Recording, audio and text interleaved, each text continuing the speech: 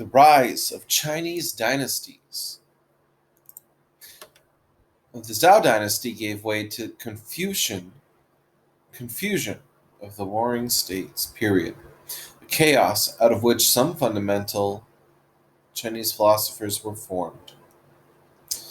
The Warring States period also resulted in the creation of the first unified Chinese state under the Qin Dynasty, spelled with a Q. The Qin Dynasty was followed by the longer-lived Han Dynasty, which expanded territory, centralized government, and created a bureaucracy that lasted for 2,000 years. The Zhao Dynasty, as you can see here, collapsed slowly over a period of hundreds of years as the feudal rulers of outlying provinces gained more authority and broke away from the centralized government. Eventually, these states acquired more power than the king, beginning a period of conflict that is known appropriately as the Warring States period. This period lasted from about 475 BC to 221 BC, quite a long time, when the western state of Qin conquered its neighbors and established the Qin Dynasty. Qin rule was the first time all of China had been united under an emperor. This is also where we get the word China. China. Many philosophies about life and governance emerged during the Warring States period. 3 philosophies came to prominence: Confucianism, Legalism, and Daoism. These are covered in depth later in Philosophers of Warring States, but for right now, let's sum them up in this way. Confucianism: obeying your elders and social superiors is the most civic thing you can do, civic virtue. Maintaining morality, respect, and activism is what keeps a society functioning. It's all about morals and your civic duty, especially to family.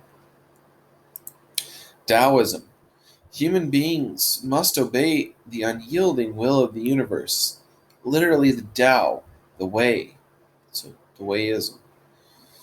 Rather than involve themselves in the complex workings of the state, Taoists urged detachment, self-sufficiency, and deliberate ignorance of worldly things. Back to nature. Legalism: the state's operations are more important than personal liberty, and adherence to the law is the most important thing. Apply and uphold the law by any means necessary. Many people were punished severely under legalism. This is a map of various kingdoms and states in the spring and autumn period, just prior to the Warring States period. Note the state of Qin in the far west, right here.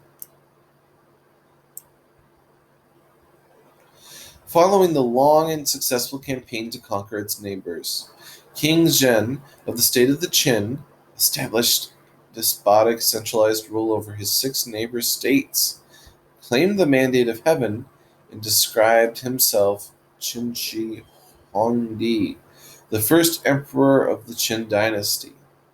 His reign from 220 to 210 BC was brutal, and the Qin Dynasty did not long outlive him. The next Qin emperor, Qin Ershi, reigned for 3 tumultuous years, and Zhi Ying, who followed Qin Ershi, held power for only 46 days. Very chaotic. The Qin Dynasty. Qin Shi Huangdi, the first emperor, was a legalist, and it showed. Shortly after he took power, he clamped down on freedom and expression. The Han Dynasty historian Sima Quan, who wrote roughly a century after the founding of the Qin Dynasty, quoted the emperor as saying, "Historians hold it a mark of fame to defy the ruler, regarded as lofty to take a dissenting stance, and they lead the lesser officials in fabricating slander.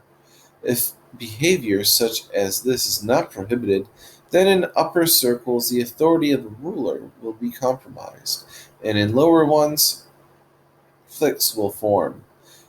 Therefore, it should be prohibited. I therefore request that all records of the historians other than those of the state of Qin be burned, with the exception of the academics whose duty it is to possess them.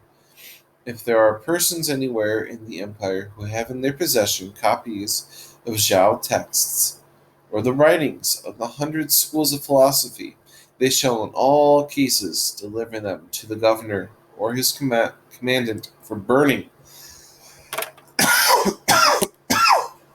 Anyone who ventures to discuss the odes or documents shall be executed in the marketplace for all to see. Anyone who uses antiquity to criticize the present shall be executed along with his family. So there's legalism for you. Super harsh punishment just for free thinking. There was a clampdown on the scholars of China, as you can tell from the king's attitude. Many texts from non-legalist philosophies were burned, and tradition holds per Sima Quan that Qin Shi Huangdi ordered 460 Confucian scholars burned alive. This mass burial may not have happened as described, however. Sima Quan, as a committed Confucian, may have embezzled the truth of it to make Qin Shi Huangdi seem more immoral. The emperor's legalism touched everything. Qin Shi Huangdi abolished the divisions between the once warring states and blunted the power of the aristocracy, establishing instead an imperial bureaucracy that could rule the peasantry directly, all in the name of national unity. This imperial control touched every life in China. Here's a quote from a famous Chinese historian about this. Ordinary people also suffered harsh treatment. Reporting crimes was rewarded, and the lawbreakers once convicted were punished severely by execution, hard labor, or mutilation, ranging from cutting off whiskers to the nose or the left foot being removed. Even perfectly law-abiding people were subject to onerous labor service, and both conscripted and penal labor were used for the building of palaces, roads, canals, imperial tombs, and fortifications like walls and fortresses. Several 100,000 subjects were conscripted to build a huge new palace complex in 212 BC. Even more were drafted to construct the Great Wall. The Qin Dynasty marks the period during which much of the original Great Wall of China was constructed, though little of that wall remains today. Defensive walls that formerly divided the warring states were knocked down to be rebuilt along China's northern border in order to keep out the Xiongnu, pastoralist horsemen from the northern steppes, a kind of dry grassland or open prairie, who raided agricultural settlements. Qin Shi Huangdi's court minted coins, standardized weights and measures, and even went so far as to standardize the length of cart axles so that all trade wagons could move along the same wheel ruts in the road. That should really help trade a lot if everyone has standardized cash and trading roads. Perhaps most notably, the emperor commanded the use of a common written language across China. The newly unified country was composed of people who spoke very different language, but Qin Shi Huangdi demanded that those different languages all be rendered in the same script. This enabled his edicts to be understood throughout the empire. The first emperor of the Qin survived multiple attempts on his life and grew obsessed with the idea of living forever. He was furious with those he perceived to have already achieved immortality. Shima Quan tells a story of how Qin Shi Huangdi cut down a holy grove just to spite a god. Qin Shi Huangdi sent out expeditions to find Penglai, the land of Chinese immortals, and he dispatched teams of scholars to hunt for the Lingji mushroom, which he felt would bestow him eternal life. Striving for immortality proved to be the emperor's undoing. In 210 BC, legend holds he fell ill from mercury poisoning, thought to be an important component of an elixir of life, and died, throwing the empire into chaos. The imperial palace became tangled with intrigue. Heirs and their retainers' servants were repeatedly murdered, and in the outlying province, popular uprisings began. Liu Bang, the Sheriff King.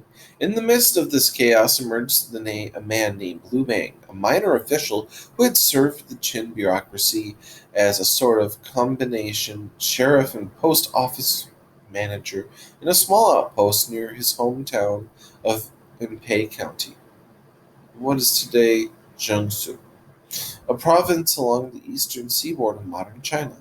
As the Qin Dynasty collapsed in the wake of Qin Shi Huangdi's death, Liu Bang became a rebel, gathering loyal troops and brilliant military tacticians. He conquered the weakened Qin Dynasty as well as the forces that competed to succeed it. In 206 BC, Liu Bang declared himself Hong Zhao, the first emperor of the Han Dynasty. It was a very long-lived and successful empire, not counting the brief interruption of the 14-year Qi Dynasty. The Han Dynasty lasted over 400 years. Liu Bang, as emperor, initially relaxed some of the centralization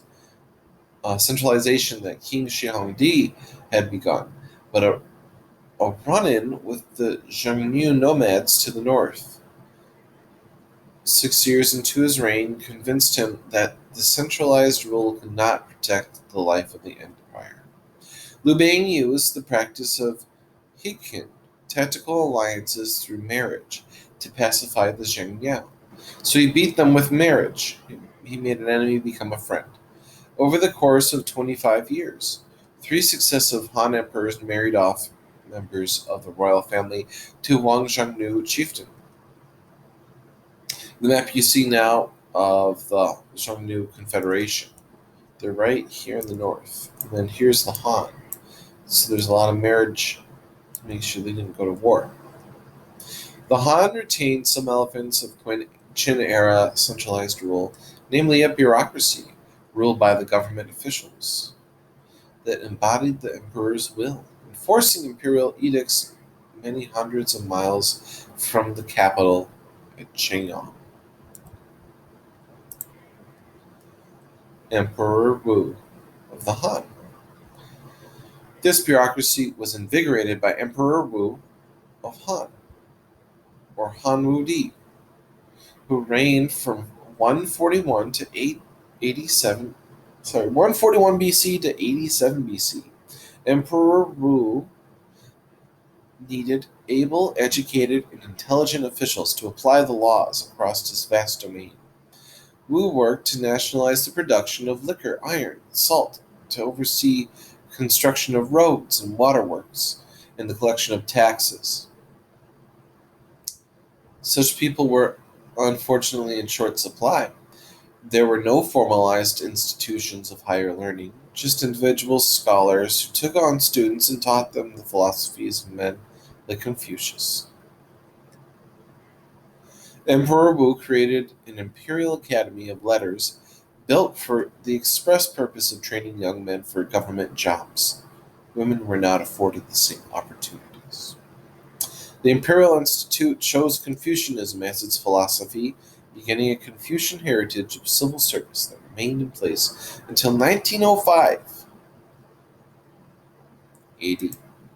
So what do you think? Why might Qin Shi Huangdi have wanted to suppress historians? Remember his legalism stance?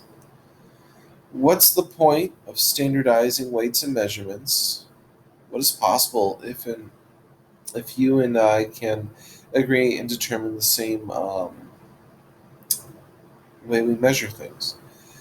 And then lastly, why might Emperor Wu have chosen Confucianism to be the official ideology of China? Hmm. What is it about Confucianism that the government likes? What's a goal of Confucianism that the government would like?